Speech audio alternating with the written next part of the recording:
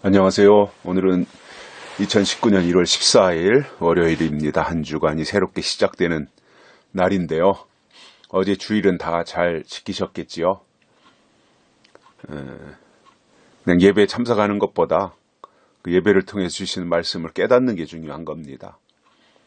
깨달으면 사는 거고요. 깨닫지 못하는 백성은 망하는 겁니다. 우리는 이 시대에 주신 하나님의 말씀을 깨달아야 되고요. 깨닫는 자가 성숙한 자이고요. 깨닫는 자가 쓰임받는 자입니다. 깨닫는다는 것은 새로운 것을 깨달아야죠. 새 법, 하나님이실 새 역사, 이러한 것을 깨닫는 것이 깨달음이지, 지나간 거, 그것은 깨달음이라기보다는 그냥 감동이겠죠. 감동. 된 일 속에서 하나님이 이렇게 역사하셨었구나. 그러한 위기 속에서 하나님이 구원해 주신 것이었구나. 과거형으로. 그래서 하나님이 하신 일에 대해서 감동하는 거고요. 깨닫는다는 것은 하실 일에 대해서, 또 이루어질 일에 대해서, 예언의 말씀에 대해서 말씀을 듣고 그 말씀에 동화되어서 깨닫는 것이고요. 결국 말씀을 깨닫는 게 은혜 받는 거거든요. 그리고 그러한 사람들이 이제 하나님의 이 일을 이루어 드릴 수 있게 되는데, 오늘 말씀은 스가랴 3장 7절에서 보시겠습니다. 만군의 여호와의 말씀에 내가 만일 내 도를 준행하며 내 율례를 지키면 내가 내 집을 다스릴 것이요 내 뜰을 지킬 것이며 내가 또 너로 여기 섰는 자들 중에 왕래케 하리라. 아멘. 대제사장 여호수아에 대한 말씀입니다. 어제 주일 설교에서도 제가 잠깐 언급을 했었는데, 제가 충분히 설명을 다 못한 부분들이 스스로 굳세게 하라, 스룹바벨, 여호수아, 그리고 우리들, 이 3단계로 말씀을 하면서 여호수아를 설명하는 가운데 좀 설명이 충분히 되지 않은 부분들이 있었더라고요. 제가 나중에 이렇게 들어보니까 1시간 설교하는데, 주일 예배 1시간 동안에도 제가 충분히 설명을 다 못한 부분들이 이 여호수아 부분이었어요. 그래서 우리가 그 부분을 좀 보충하고자 오늘은 제가 이 여호수아에 대한 본문을 정했는데, 구약성경에 여호수아가 2명이 나옵니다. 한 명은 모세 때 출애굽 역사, 그리고 요단강을 건너는데 결정적으로 역할을 했던 모세의 시종 여호수아가 나오고, 스가랴서나 학개서나 이런 데 나오는 여호수아는 대제사장 여호수아가 나옵니다. 2명의 여호수아가 있어요. 그래서 대제사장 여호수아는 바벨론 포로로 갔다가 이제 돌아왔을 때 학개가 선지자였고, 스룹바벨이 유다 총독이었고, 여호수아가 대제사장이었던 거죠. 그들이 앞장서서 무너진 성전을 재건하는 그 일을 했는데, 그 대제사장은 특수한 임무를 가지고 있습니다. 그게 뭐냐면 1년에 한 번 속죄일에 지성소에 들어가는 거죠. 그래서 제사장은 성소에 들어가지만 지성소에는 대제사장만 들어가는 거예요. 그래서 피를 가지고 들어가서 지성소 안에 있는 번제단에다가 그 피를 뿌리고, 그리고 하나님께 용서를 구하는 거지요. 그때 이제 대제사장은 옷을 바꿔 입고 들어갑니다. 평소에는 대제사장이 입고 있는 그 옷이 있죠. 그 에봇이라고 하나요? 그것을 입고 있다가 속죄일에 지성소에 대제사장이 들어갈 때는 옷을 평소에 입고 있던 에봇을 다 벗어놓고 흰옷을 입고 들어갑니다. 흰옷. 속죄 받으러 가기 때문에. 그래서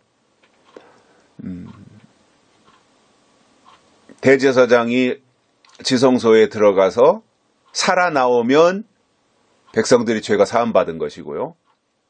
대제사장이 살아나오지 못하고 거기서 죽어서 나오면 죄 사함을 받지 못한 게 되는 거지요. 그러니까 대제사장 1년에 한 번 들어갈 때마다 온 백성이 얼마나 긴장했겠어요. 살아나오느냐 죽어서 나오느냐, 그것의 그 결과에 따라서 하나님의 마음이나 하나님의 계획들을 알 수 있는 거였지요. 그래서 이 대제사장은 굉장히 까다로워요. 그때 당시에 그 임무, 대제사장에게 부여된 임무가. 그래서 뭐 주변에서 뭐 친척이 되었던 사람이 죽어도 그 애도를 할 수 없었고요. 시체를 가까이 하면 부정하다라고 그래서 시체를 가까이 하지 못했고, 이러한 뭐 제한 규정들이 있었습니다. 그래서 최초의 대제사장은 아론이었고, 모세의 형이죠. 아론이었고, 그리고 그 대제사장은 영구직으로 죽을 때까지 수행을 하다가 이제 세습되는 거였죠. 아들에게로. 그 대제사장 제도가 이제 구약에서 아론으로부터 시작해서 예수님 오실 때까지, 제가 지금 정확한 숫자가 기억이 안 나는데 80 몇 명의 구약의 대제사장들이 있었고요. 그러다가 그 스룹바벨 성전이 무너지고 이스라엘의 그 제사가 중단되면서 유대교에서 대제사장은 이제 완전히 없어지고 예수 그리스도가 대제사장 중에 대제사장으로 오심으로 구약의 모든 대제사장 제도 또는 제사장 제도, 이러한 것이 다 끝납니다. 이제 그 중심에 있던 대제사장이 여호수아지요. 여호수아. 우리가 이 부분을 잘 구분을 하셔야 돼요. 모세 때 여호수아와 대제사장 여호수아가 전혀 다른 사람이다. 이름은 같은데 동명이인이라고 생각을 하셔야 되고요. 그 여호수아에게 하나님이 하신 말씀이, 내가 만일 내 도를 준행하며 내 율례를 지키면, 이제 전제 조건을 말씀하신 거예요. 하나님의 도를 지키고 하나님이 주신 율례를 지켜야 된다. 반드시 뭐 대제사장 당연한 거잖아요. 이스라엘 백성들도 율례와 법도와 규례를 당연히 지켜야 되는 거잖아요. 뭐 대제사장 당연한 거예요. 그것을 지금 여호수아에게 하나님이 다시 말씀하시는 거예요. 근데 이 말씀을 하실 때 그 대제사장의 모든 죄과를 다 이제 씻기시지요. 그래서 더러운 옷을, 여호수아가 입고 있던 더러운 옷을 다 벗기고, 그리고 죄과를 다 제하여 버리고 아름다운 옷을 입혀주시는, 그리고 나서 7절에 이 말씀을 해주시는 거예요. 내 도를 준행하며 내 율례를 지키면 그 결과가 어떻게 되느냐? 네가 내 집을 다스릴 것이요. 하나님의 집을 다스리게 된답니다. 누구에게요? 하나님의 도를 준행하고 하나님의 율례를 지키는 자가 하나님의 집을 다스릴 것이요. 내 뜰을 지킬 것이다. 하나님의 뜰. 구약에서 말하면 성막 뜰이 있잖아요. 뜰이 있고 마당이죠. 뜰이 있고 성소가 있고 지성소가 있어요. 그래서 이 성막이 3단계로 돼 있잖아요. 울타리를 치고, 맨 밖에 울타리를 치고, 그 울타리 안이 뜰이지요. 성막 뜰. 그래서 뜰에는 번제단과 물두멍이 있는 거지요. 그리고 거기를 지나가면 성막이 있는데 성막은 성소와 지성소로 되어 있죠. 그래서 성막이 3단계로 되어 있다. 뜰과 성소와 지성소. 이게 다 의미가 있는 거예요. 그건 뭐 나중에 진리축제 때 하든가, 이게 좀 귀한 것은 제가 좀 아꼈다가 해야 될 필요가 있지 않겠습니까? 물론 하나님은 무궁무진하시고 이 샘처럼 퍼내면 퍼내는 것만큼 더 좋은 물이 나오니까 뭐 저는 걱정을 하지 않습니다만, 그래도 지혜로운 호랑이는 먹이를 아끼듯이 저도 이렇게 좀 아껴 놓는 것들이 있어야 되지 않겠어요? 비상시에 전투식량으로 사용할 수 있는 이러한 것들. 그래서 이 성막에 관한 것들, 성소에 관한 것들, 이것이 계시록하고 다 연결이 되거든요. 그래서 이제 이런 부분들은 좀 다른 기회에 하고, 왜냐하면 제가 이렇게 큐티에 그런 설명이 나가다 보면 또 길어져요. 길어지면 또 이게 큐티의 의미가 없잖아요. 되도록이면 큐티는 제가 20분 내외로 하려고 하는데, 그래도 자꾸 뭐 버릇이 그렇게 돼서 그런지 길어지긴 하고 있습니다만은, 그래서 이 하나님의 도를 준행하고 내 하나님의 율례를 지키면 하나님의 집을 다스릴 뿐만 아니라 하나님의 뜰을 지킨다. 하나님의 마당을 지키는 사람이 되는 거죠. 내가 또 너로 여기 섰는 자들 중에 왕래케 하리라. 거기에 서 있는 모든 사람들 가운데서 하나님의 하나님의 그 칙사라 그러나요? 옛날에 왕의 명을 받들어 전달하는 어떤 칙사가 있었듯이, 이렇게 뭔가 전령이죠, 전령. 하나님과 사람들 사이에 왕래하면서 전령사의 역할을 하는 그 일. 이게 얼마나 귀한 일이에요. 그래서 하나님의 집을 다스리고 하나님의 뜰을 지키고 사람과 하나님 사이에 왕래하는 이 놀라운 역사, 이게 대제사장 여호수아에게 주신 말씀이더라는 거죠. 오늘 우리에게도 이런 말씀이 그대로 임하는 거예요. 그러니까 자꾸 인간적인 방법으로 뭐 주시옵소서, 그리고 뭔가 자꾸 내게 필요한 것을 하나님 앞에 요구해서 받겠다고 하는 이 욕심을 빨리 내려놓아야 되고요. 본질 속으로 들어가서 율례와 규례와 법도를 듣고 행하는 그 자세가 필요한 거예요. 그러면 그 결과는 오늘 여호수아에게 말씀하신 이러한 결과를 주시겠다는 거거든요. 근데 이게 잘 안 되는 거예요, 사람들 속에. 자꾸 육적인 것을 가지고 하나님 앞에 떼를 쓰고, 땅의 것을 자꾸 구하면서